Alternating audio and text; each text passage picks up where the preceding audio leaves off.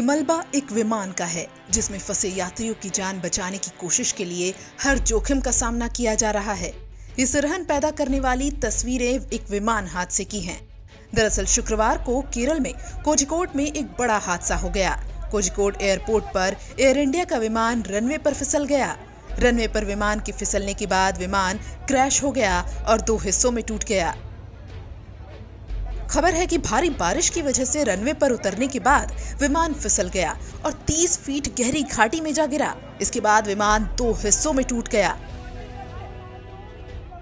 यात्रियों से भरा ये प्लेन दुबई से शाम के 4:45 पर उड़ा था और करीब 7:44 पर ठीक लैंडिंग से पहले कोझिकोड एयरपोर्ट पर यह हादसा हुआ। केरल की स्वास्थ्य मंत्री के शैलजा की रात 11 बजे की दी गई जानकारी के मुताबिक इस हादसे में 14 लोगों की जान चली गई। वहीं घायलों को तुरंत अस्पताल में भर्ती कराया गया। वहीं डीजीसी के आधिकारिक बयान में बताया गया है कि कारीपुर एयरपोर्ट के रनवे नंबर 10 पर लैंड करने के बाद प्लेन फिसल गया और घाटी में गिरकर 2 हिस्सों में बंट गया। प्लेन में 190 लोग सवार थे और लैंडिंग के वक्त विजिबिलिटी 2000 मीटर थी। विमान के आगे का नोज पूरी तरह से इस हादसे में क्षतिग्रस्त हो गया है। विमान के अगले हिस्से में ही पायलट केबिन होती है और इस हादसे में दीपक साठे समेत दोनों पायलट्स की मौत की भी खबर आ गई। डीजीसीए के मुताबिक air India express AXB 1344 Boeing 737 Dubai से कालीकट आ रहा था, जिसमें 2 पायलट समेत कुल 190 लोग सवार थे। डीजीसीए की ओर से जारी किए गए बयान में बताया गया है कि विमान में 174 यात्री थे, इनमें 10 बच्चे भी शामिल थे।